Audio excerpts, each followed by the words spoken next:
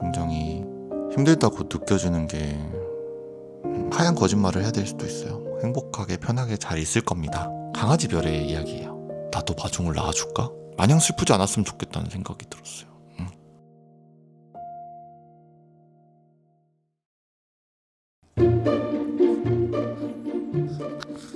안녕하세요.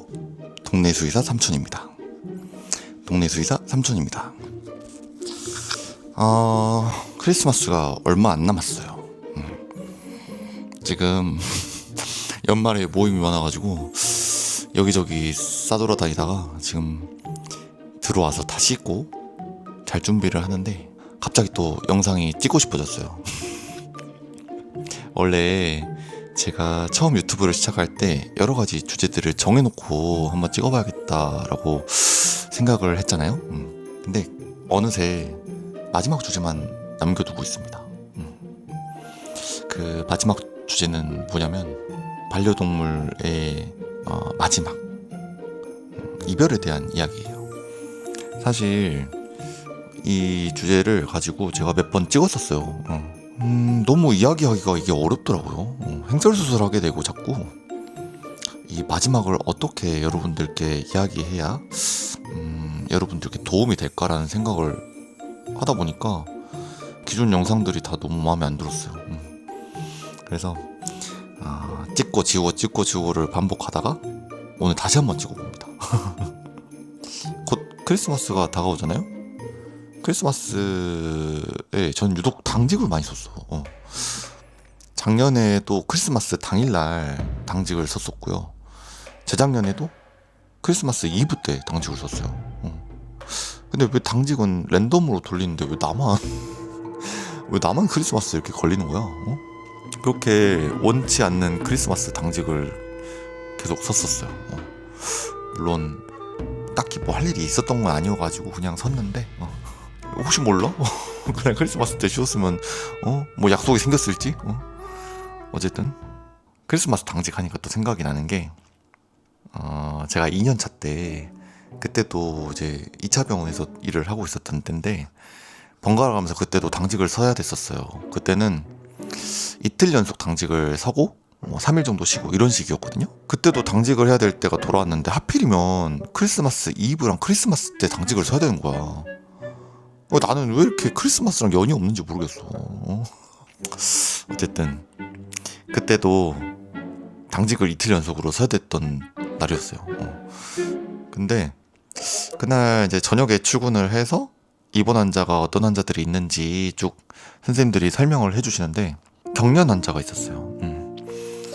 아마 뇌수막염이었던 것 같은데 너무 경련이 심하게 멈추지를 않아서 약물을 써서 이렇게 재우고 있던 친구였거든요.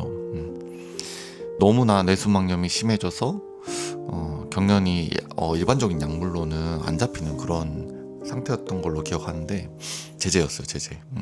그때 그 주治医 선생님께서 또 제재를 엄청 신경 써서 열심히 봐주시고 계셨었어요. 인계 때 하시는 말씀이 새벽에 혹시나 제재 상태에 대해서 한 번만 알려주실 수 있겠냐, 보호자님이 제재를 너무 아끼시는 마음에 걱정이 많이 되셔서 연락을 해도 되는지 여쭤보셨었다. 그래서 연락 주시라고 해라. 새벽에 간단하게 아이 상태 설명 드리겠다. 이렇게 해서 당직을 시작했습니다. 눈이 펑펑펑펑 내려가지고 창밖을 잠깐 이렇게 보고 있었는데 간호사 쌤이 제재 보호자님이 연락을 주셔가지고 혹시 바꿔드려도 될까요? 해서 통화를 했습니다. 남자 보호자님이셨는데 아직도 그 목소리가 기억이 나요. 되게 이렇게 걱정되는 목소리로 이렇게 새벽에 전화드린 게 원래는 안 되는 거 알지만 죄송함 무릅쓰고 연락을 드렸다. 제재가 지금 잘 있는지 너무 궁금해서 혹시 상태 한 번만 말씀해 주실 수 있냐 이러셔서 경련은 아직 추가적으로 없었고 바이탈도 안정적으로 지금 잘 자고 있다. 다만 의식을 다시 되찾은 상태는 아니고 잘 있는 편이다. 이렇게 말씀을 드렸어요. 그랬더니 너무 감사합니다 하면서 보호자님이 연신 사과를 하고 전화를 끊으셨어요. 그 짧은 통화였는데 보호자님이 얼마나 제재를 사랑하시는지 충분히 느껴졌습니다. 그렇게 아침에 이제 퇴근을 하고 이제 집에 가서 좀 자다가 또 당직을 서로 이제 크리스마스 날 저녁에 출근을 했어요. 근데 제재장에 제재가 없었어요.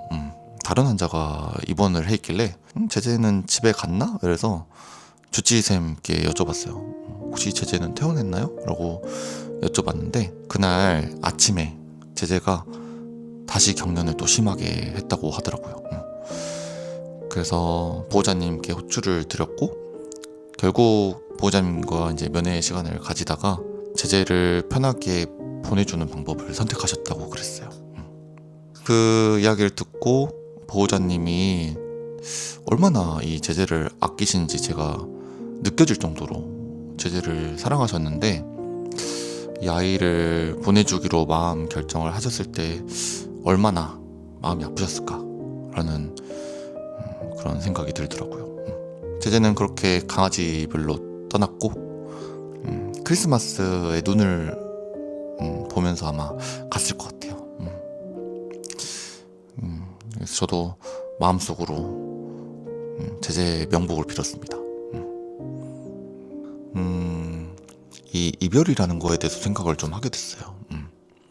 수의사일을 하면서 사랑하는 이 마음이 크면 클수록 물론 아픔도 크겠죠. 아픔도 클 텐데 이 아픔을 회복하는 그런 과정에서 보호자님마다 굉장히 차이가 큰 것 같습니다. 내가 이 아이와의 마지막을 얼마나 지금까지 생각하고 준비를 해왔는지의 차이인 것 같거든요. 물론 반려동물의 마지막이 준비할 수 있는 상황이 아닐 수도 있어요. 뭐 외상이나 그런 교통사고로 인해서 아이가 안 좋아지는 경우도 있고요. 천천히 마음의 준비를 할 수 있는 시간이 없을 수도 있거든요. 그래서 슬픔을 회복하는 과정이 사람마다 더 다양하다는 생각이 드는데 한 번쯤 우리가 이별이라는 주제에 대해서 생각은 해봐야겠다라는 그런 저만의 어떤 바람이 있었어요. 우리가 보는 반려동물의 마지막이 굉장히 다양합니다. 나이가 들어서 서서히 몸이 쇠약해지고 힘이 없어지는 노화로 인한 마지막이 있을 수도 있겠지만 그렇지 않은 경우도 되게 많거든요. 예를 들면 더 이상 치료에 반응하지 않는 불응성 폐수종 환자 같은 경우는 이 숨을 못 쉬는 것 자체가 굉장히 큰 고통일 수 있어요. 이런저런 약들을 이제 사용해 봤을 때도 크게 반응이 없는 경우 사실 아이가 점점 의식을 잃어가는 것들이 눈에 보이는데 더 이상 치료에 반응이 없고 고통이 계속 지속되는 상황에서는 빼놓을 수 없는 선택지가 하나 있습니다. 바로 안락사라는 선택지인데요. 우리나라에서는 이 안락사라는 개념이 굉장히 부정적인 단어로 들릴 수 있긴 하지만요. 안락사라는 그런 정의 자체가 안락하게 사망에 이르게 하는 행위를 안락사라고 말을 합니다. 저희는 되게 보수적으로 접근을 하고 있는 것 같아요. 그럼에도 불구하고 내가 할 수 있는 게 남아있지 않았을 때 그때 꼭 말씀드려야 되는 그런 선택지 중에 하나가 이 안락사인 게 더 이상 불필요한 고통을 겪지 않고 어떻게 보면은 수의사니까 아주 정확한 객관적인 시선에서 보호자님께 인도적으로 드릴 수 있는 그런 선택 항목 중에 하나다 라고 생각을 해요. 꼭 안락사에 대한 개념을 강조하는 것처럼 들릴 수 있는데요, 사실 정말 하기 싫은 것 중에 하나입니다. 제가 6년 동안 이렇게 배워왔던 것들은 환자를 살리는 방법, 진단하는 방법인데 내 손으로 이 아이를 사망에 이르게 한다는 그런 정신적인 스트레스도 엄청나고요. 저는 방사능에 노출되는 것보다 이게 더 싫어요. 정말로. 너무나 이 감정 소모가 심한 행위이기도 하고 하루가 허망하게 느껴지기도 하고 왠지 모를 우울감에 빠지기도 합니다. 중환자를 많이 보는 수의사들은 정신적인 관리도 되게 중요해요. 또 다른 환자들을 보려면 또 힘을 내야 되잖아요. 이런 것들에서 얼른 탄성 좋게 회복하는 게 또 저희의 어떤 숙제입니다.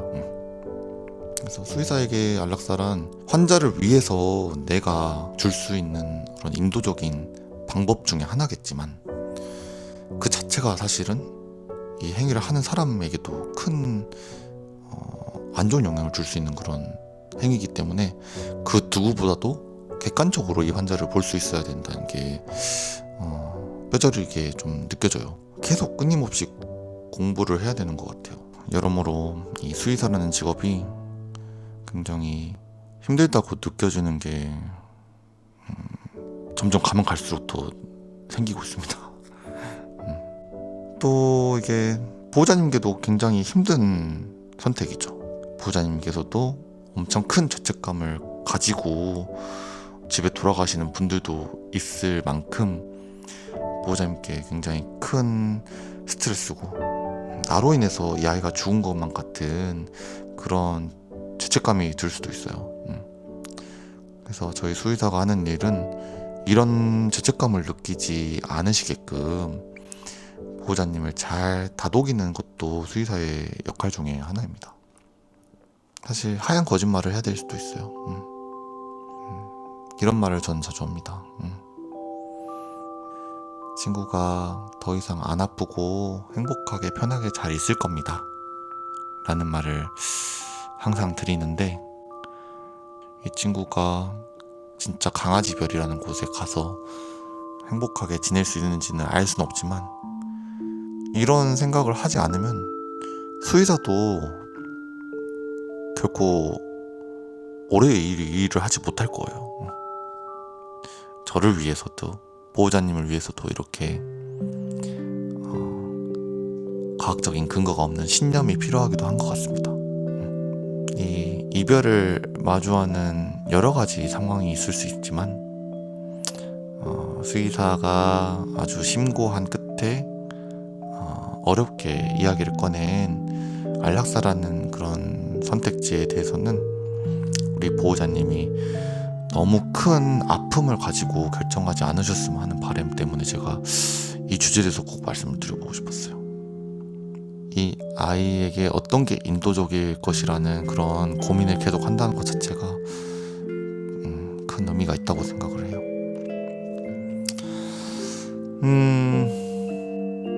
짬타수아님이라고 제가 좋아하는 유튜버가 있거든요. 리그 오브 레전드라는 게임을 자주 하시는데 어느 날은 강아지 게임을 하시더라고요. 거기 이제 나오는 그 배경이 강아지별의 이야기예요. 강아지가 하늘나라로 가서 강아지별에 갔을 때 이야기를 다루는데, 강아지별에 가면은 평소 자기가 좋아했던 것들을 하면서 행복하게 지냅니다.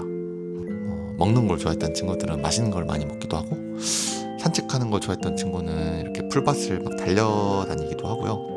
행복한 시간을 그곳에서 보내다가 주인이 이제 하늘나라로 왔을 때 강아지별로 찾아옵니다. 그러면은 이 강아지들이 재밌게 놀다가 주인의 향기를 맡고 강아지별의 대문으로 달려가요. 대문으로 달려가서 멀리 그 무지개 다리를 건너오는 주인을 마중한다는 이야기예요. 우리가 많이 들었던 소재를 게임으로 만든 그런 작품인데, 그게 이제 시작부터 나와요. 주인들이 찾아와서 생전에 함께했던 강아지들과 인사 나누고 포옹하는 장면이 나오는데, 그때부터 난 눈물이 나더라. 시작부터 펑펑 울었어요. 그냥 괜히 그런 생각이 들었어요. 제가 지금까지 이제 돌봤던 환자들이 생각이 나면서